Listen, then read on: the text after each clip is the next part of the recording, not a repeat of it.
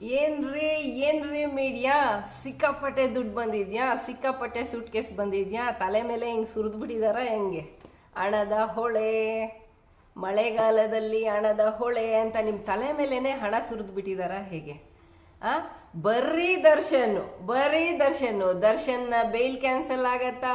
Darshan ಫಾರಿನಲ್ಲಿ shooting cancel ಆಗತ್ತಾ? ಇಲ್ಲ ದರ್ಶನ್ ಮತ್ತೆ A1 A2 ಎಲ್ಲ ಸೇರ್ಕೊಂಡು 7 ಜನ ಜೈಲು ಸೇರ್ತಾರ? ವಾಪಸ್ ಬರೀ ಇದೇನೇನ್ರಿ, ಒಂದು ಕೊಲೆ ಆರೋಪ ಹೊತ್ತಿರುವ 7 ಜನ, ಇಷ್ಟೇ ರೀ ವಿಚಾರ. ಆಲ್ರೆಡಿ ಅವ್ರಿಗೆ ಜೈಲಲ್ಲಿದ್ರು, ಜೈಲಿಂದ ಹೊರಗಡೆ ಬಂದ್ರು, ಬೇಲ್ ತಗೊಂಡು ಲೀಗಲಿ ಎಲ್ಲ ನಡೆದಿದೆ. Suppose if at all bail cancel ಆದ್ರೆ ಅದನ್ನ ಒಂದ್ ಲೈನಲ್ಲಿ ನ್ಯೂಸ್ ಹಾಕಿದ್ರೆ ಸಾಕಲ್ವೇನ್ರಿ? ಸಾಕಾಗಲ್ವಾ? ಸರಿ ಆಯ್ತು, ನ್ಯೂಸ್ ಮಾಡಿ, ನೀವು ಅರ್ಧ ಗಂಟೆ ಪ್ರೈಮ್ ಟೈಮಲ್ಲಿ ನ್ಯೂಸ್ ಮಾಡ್ರಿ. ಆದರೆ ಒಂದು SIT ರಚನೆ ಆಗಿದೆ ರಾಜ್ಯದಲ್ಲಿ. SIT ರಚನೆ ಆಗಿ ಒಂದು 100 ಕೊಲೆ ನಡೆದಿದೆ, ಅತ್ಯಾಚಾರಗಳು ನಡೆದಿದೆ, ಹೆಣ್ಣು ಮಕ್ಕಳ ಮಾರಣ ಹೋಮ ನಡೆದಿದೆ ಅಂತ ಹೇಳಿ ಒಂದು SIT ರಚನೆ ಆಗಿ ತನಿಖೆ ನಡೀತಾ ಇದೆ. ಇದ್ರ ಬಗ್ಗೆ ಒಂದು ಸಿಂಗಲ್ ಲೈನ್ ನ್ಯೂಸ್ ಬೇಡ್ವೇನ್ರಿ? ಇಲ್ರಿ ಹೋಯ್ತು ನಿಮ್ಮ ನೈತಿಕತೆ, ಪ್ರೊಫೆಷನಲ್ ಎಥಿಕ್ಸ್ ಇಲ್ವೇನ್ರಿ ಮೀಡಿಯಾ? ಏನ್ರಿ ಮೀಡಿಯಾ ಮಾರ್ಕೊಂಬಿಟ್ರಾ? ಬೇಕಾದಷ್ಟು ದುಡ್ಡು ಬಂತ? ನಮ್ಮ ಹೆಂಡತಿ ನಮ್ಮ ಮಕ್ಕಳು ಖುಷಿಯಾಗಿದ್ರೆ ಸಾಕು ಅನ್ಕೊಳ್ತಾ ಇದ್ದೀರಾ? ನಿಮ್ಮನೆ ಹೆಣ್ಮಗಳಿಗೆ ಈ ತರ ಏನಾದ್ರೂ ಒಂದು ಸಮಸ್ಯೆ ಆಗಿದ್ರೆ, ಈ ತರ 22 ವರ್ಷ ಆದ್ರೂ ನಿಮ್ಮನೆ ಹೆಣ್ಮಗಳು ಮನೆಗೆ ಬರಲಿಲ್ಲ, ಮಿಸ್ಸಿಂಗ್ ಕೇಸು, ಹಿಂದೂ ಧರ್ಮದಲ್ಲಿ ಹುಟ್ಟಿರೋ ಹೆಣ್ಮಗಳು ಅಂತ್ಯ ಸಂಸ್ಕಾರನೂ ಆಗಿಲ್ಲ, ನನಗೆ ಅದ್ರದ್ದು ಅಸ್ಥಿ ಪಂಜರ ಇದ್ರೂ ಕೊಡಿ, ನಾನು ಅಂತ್ಯ ಸಂಸ್ಕಾರ ಮಾಡ್ಕೋತೀನಿ ಅಂತ ಹೇಳಿ ಒಂದು ತಾಯಿ ಅಂಗಲಾಚ್ತಾ ಇದ್ದಾಳೆ. ಅದ್ರ ಬಗ್ಗೆ ನಿಮಗೆ ಗಮನ ಇಲ್ಲ ಅಲ್ಲ? ಅದನ್ನ ಪ್ರೈಮ್ ನ್ಯೂಸ್ ಹಾಕ್ಬೇಕು ಅಂತಿಲ್ಲ ಅಲ್ಲ? ಬ್ರೇಕಿಂಗ್ ನ್ಯೂಸ್ ಆಗೋದೇ ಇಲ್ಲ ಅಲ್ಲ? ದರ್ಶನ್ ಫಾರಿನಲ್ಲಿ ಶೂಟಿಂಗ್ ಮಾಡ್ತಾ ಇದ್ರೆ ಅದು prime news. Darshan bail cancel ಆಗುತ್ತಾ ಆಗಲ್ವಾ ಅಂತ 100 ಸತಿ ನ್ಯೂಸ್, ಒಂದ್ಸತಿ ಕೂಡ ಅಲ್ಲ, ಒಂದ್ಸತಿನೂ ಅಲ್ಲ, ಒಂದ್ ಲೈನಲ್ಲಿ ಹಾಕೋ ನ್ಯೂಸ್ನ ಇಡೀ ದಿನ ಹರ್ಚ್ಕೊಂತ ಇದ್ದೀರಲ್ಲ, ನಿಮ್ ಜನ್ಮಕ್ಕೆ ನಾಚಿಕೆ ಆಗಲ್ವಾ? ಸರಿ ಹೋಗ್ಲಿ, ಈ SIT ತನಿಖೆ ರಚನೆ ಆಗಕ್ಕೆ ಕಾರಣಕರ್ತರಾದ 339 ಜನ ಪ್ಲಸ್ ಇನ್ನೊಂದಷ್ಟು ಯೂಟ್ಯೂಬರ್ಸು, ಸೋಷಿಯಲ್ ಮೀಡಿಯಾ ಇನ್ಫ್ಲೂಯೆನ್ಸರ್ಸು ಜನ ದಂಗೆ ಎದ್ದಿದ್ದಾರೆ. ನಾನು ನೋಡ್ದಂಗೆನೆ ಸುಮಾರು ಜನ ವಕೀಲರು, ಸುಮಾರು ಜನ ಯೂಟ್ಯೂಬ್ ಚಾನೆಲ್ ನಡೆಸ್ತಾ ಇರೋವಂಥವ್ರು ಇವತ್ತು ಅವ್ರ ಮೇಲೆ ಕೇಸ್ಗಳನ್ನು ಹಾಕಿ ಅವ್ರ ಮೇಲೆ ಏನು ದೌರ್ಜನ್ಯ ಎಸಗ್ತಾ ಇದ್ದೀರಾ, ಅವ್ರ ಯೂಟ್ಯೂಬ್ ಚಾನೆಲ್ಗಳನ್ನು ಕ್ಲೋಸ್ ಮಾಡಿಸ್ತಾ ಇದ್ದೀರಾ. ಇಷ್ಟೆಲ್ಲ ನಡೀತಾ ಇದ್ರು ನಾವು ಇಷ್ಟು ದೊಡ್ಡ ಚಾನೆಲ್ ಇಟ್ಕೊಂಡಿದೀವಪ್ಪ, ನಾಚಿಕೆ ಮಾನ ಮರ್ಯಾದೆ ಇಲ್ದಂಗೆ ಒಂದು ಲೈನ್ ನ್ಯೂಸ್ ಆದ್ರೂ, ಅಟ್ಲೀಸ್ಟ್ ಒಂದು ನ್ಯೂಸ್ ಲೈನ್ ಆದ್ರೂ ಹಾಕೋಣ ನಾವು. ಈ ತರ ಒಂದು ತನಿಖೆ ನಡೀತಾ ಇದೆ SIT ಇಂದ ಈ ತರ ವಿಚಾರದಲ್ಲಿ ಅಂತ ಹೇಳಿ ಹಾಕೋ. ಸ್ಪೈನ್ ಇಲ್ವೇನ್ರಿ? ಬೆನ್ಮೂಳೆ ಮುರಿದಾಕ್ಬಿಟ್ಟವ್ರ ನಿಮ್ಗೆ? ಹೆಂಗೋ ಬಾಯಂತೂ ಮುಚ್ಚಿಬಿಟ್ಟಿದ್ದಾರೆ. ಯಾಕೆ ಹಣದ ಮೂಟೆನ ತುರುಕ್ಬಿಟ್ಟವ್ರಲ್ಲ, ಹಿಂಗೆ ತುರುಕ್ಬಿಟ್ಟಿದ್ದಾರೆ. ನಮ್ಮ ಮೋದಿಜಿ ಹೇಳ್ತಾರಲ್ಲ, ಇದರಲ್ಲಿ ಏನು ನಿಮ್ಗೆಲ್ಲ ಸ್ವಿಸ್ ಬ್ಯಾಂಕ್ ಅಲ್ಲಿ ಕೋಟ್ಯಾಂತರ ರೂಪಾಯಿ ಹಣ ಇದೆ, ಅದು ರಿಲೀಸ್ ಆದ್ರೆ ನಿಮ್ಮ ಅಕೌಂಟ್ಗೆಲ್ಲ 15 ಲಕ್ಷ ಬರುತ್ತೆ ಅಂತ. ಆ ತರ ಸಾವಿರಾರು ರೂಪಾಯಿ, ಕೋಟ್ಯಾಂತರ ರೂಪಾಯಿ ತಗೊಬಂದು ನಿಮ್ ಬಾಯಿಗೆ ತುರುಕ್ಬಿಟ್ಟಿರ್ಬೇಕೆಲ್ಲ. ಸಾಮಾನ್ಯ ಜನ ಹೆಂಗೋ ಮೋದಿಜಿ ಕೊಡ್ಲಿಲ್ಲ ಅಂತ ಕಾಯ್ಕೊಂಡಿದ್ದಾರೆ 15 ಲಕ್ಷ ಬರುತ್ತೆ ಅಂತ. ನಿಮಗ್ ಬೇಕಾದಷ್ಟು ಬಂದ್ಬಿಟ್ಟಿರತ್ತೆ ಮೀಡಿಯಾದವ್ರಿಗೆ.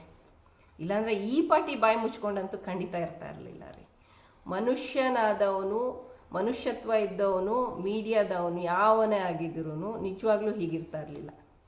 ನನಗೆ ಎಲ್ಲೋ ಒಂದು ಕಡೆ ಒಂದು ಸಣ್ಣ ಆಸೆ ಇದೆ, ಯಾವುದೋ ಒಬ್ಬ ವ್ಯಕ್ತಿ ಒಂದು ಬಾಹುಬಲಿ ಬಂದಂಗೆ ಮೀಡಿಯಾದಲ್ಲಿ ಬಂದು ಈ ಕೇಸನ್ನು ಟೇಕಪ್ ಮಾಡಿ, ಕೇಸ್ ಅಂತ ಹೇಳಲ್ಲ, ಈ ವಿಚಾರಗಳನ್ನು ಟೇಕಪ್ ಮಾಡಿ ಒಂದಷ್ಟು ಬೆಂಡೆತ್ತಾನೆ. I am waiting for him. ಯಾರೋ ಒಬ್ರು ಬರ್ತಾರೆ, ಹಿಮ್ ಆರ್ ಹರ್, ಯಾರೋ ಒಬ್ರು, ಹಿ ಆರ್ ಶಿ, ಯಾರೋ ಒಬ್ರು ಬರ್ತಾರೆ. ಡೆಫಿನೆಟ್ ಆಗಿ ನಿಮಗೆಲ್ಲ ಕಾದಿದೆ. ಯಾವ ಮೀಡಿಯಾ ಗೊತ್ತಿಲ್ಲ, ನಿಜವಾಗ್ಲೂ ಹೀರೋ ಆಗ್ತಿರ್ರಿ ನೀವು, ಇತಿಹಾಸದ ಪುಟಗಳಲ್ಲಿ ಉಳ್ಕೊಳ್ತೀರಿ ನೀವು. ಆದ್ರೆ ಈ ರಾಕೇಶ್ ಅಂತ ಒಬ್ಬ ಇದನ್ನಲ್ಲ, ಮೂರ್ಖಾಸು, ಸರಿಯಾಗಿ ಬರುತ್ತೆ ನನಗೆ, ಆ ಥರ ಮಾತ್ರ ಆಗ್ಬೇಡಿ. ಆ ಪವರ್ TV ರಾಕೇಶ ಇದನ್ನಲ್ಲ, ಹುಚ್ಚ ಅಲ್ಲ ರೀ. ಒಬ್ಬ ಮಾಧ್ಯಮದಲ್ಲಿ ಕುತ್ಕೊಂಡು, ಅದು ಅಷ್ಟು ದೊಡ್ಡ ಚಾನೆಲಲ್ಲಿ ಕುತ್ಕೊಂಡು ಮಾತಾಡ್ತಾನೆ, ನಾಚಿಕೆ ಮಾನ ಮರ್ಯಾದೆ ಏನೂ ಇಲ್ವೇನ್ರಿ? ಒಬ್ಬ ಸಮೀರ್ ಅನ್ನೋ ಹುಡುಗನಿಗೆ ಹೇಳ್ತಾನೆ, ನೀನು ಯಾರೋ ಇನ್ನೊಬ್ರು ತಿಮ್ಮರೋಡಿ ಅನ್ನೋರ್ನ ನೀನು ಅಪ್ಪ ಅಂತ ಕರಿ.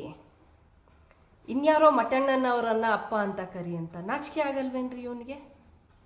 ಇವನ್ ಮನುಷ್ಯನೇನ್ರಿ? ಇವನೆಲ್ಲ ಮೀಡಿಯಾ ನಡೆಸ್ಬೇಕೇನ್ರಿ? ಏನ್ರಿ ಬಂದಿದೆ ನಿಮ್ಮ ಚಾನೆಲ್ಸ್ಗೆ? ಏನಾಗಿದೆ ನಿಮಗೆ? ಥೂ, ಹಣ ಅಂದರೆ ಇಷ್ಟು ಕೂಡ ನಾಚಿಕೆಗೆಟ್ಟವ್ರ ನೀವು?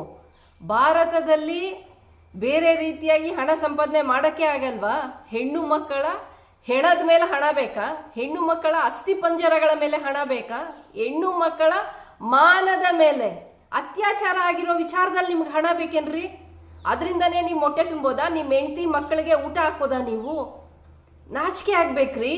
If you buy something from that money, ಏನಾದ್ರೂ ನೀವು ಹಣದಿಂದ ಏನಾದ್ರೂ ತಗೊಂಡ್ರೆ ಆ ಅಸ್ಥಿ ಪಂಜರಗಳ ಮೇಲೆ ಹೋದಂಗೆ, ಒಂದು ಕಾರ್ ತಗೊಂಡ್ರೆ ಒಂದು ಅಸ್ಥಿ ಪಂಜರದ ಮೇಲೆ ಕುತ್ಕೊಂಡು ಹೋದಂಗೆ ನಾಚಿಕೆ ಆಗ್ಬೇಕು ನಿಮಗೆ.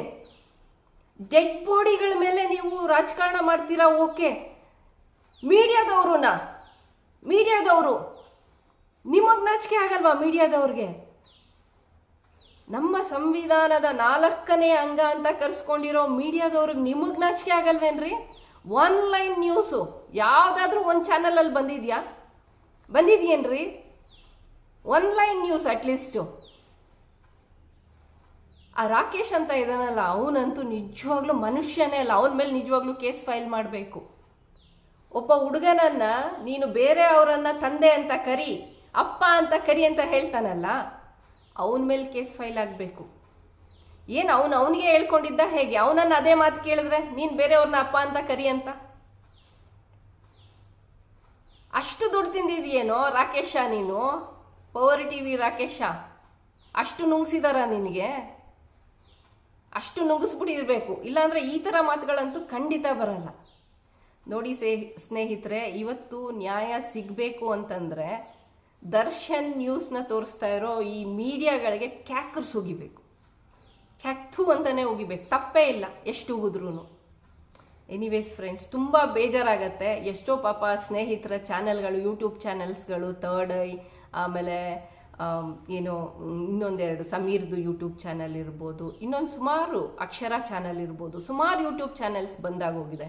ಸೊ ನಾವಾದರೂ ಅಟ್ಲೀಸ್ಟ್ ಸ್ವಲ್ಪ ಮಾನವೀಯತೆ ತೋರಿಸೋಣ. ಪ್ರತಿಯೊಬ್ಬರು ಒಂದೊಂದು ವಿಡಿಯೋ ಮಾಡಿ ನಿಮ್ಮ ಫೇಸ್ಬುಕ್ಕಲ್ಲಿ ಹಾಕಿ, ಜೊತೆಗೆ ಅವೇರ್ನೆಸ್ ನಿಮಗೆ ಹೇಗೆ ಸಾಧ್ಯನೋ ಹಾಗೆ ಮಾಡಿ. ಅಟ್ಲೀಸ್ಟ್ ಯಾರೋ ಒಬ್ಬ ಸ್ಪೈನ್ ಇದ್ದವನು, ಯಾರೋ ಒಬ್ಬ ಸಾಮಾಜಿಕ ಕಳಕಳಿ ಇದ್ದವನು, ಯಾರೋ ಒಬ್ಬ ಮಹಿಳಾ ಪರ ತಾಯಿಯ ರಕ್ಷಣೆಗೆ ಬಂದು ನಿಲ್ತಾನೆ ಅಂತ ಹೇಳ್ತಾ ಈ ವಿಡಿಯೋನ ಮುಗಿಸ್ತಾ ಇದ್ದೀನಿ.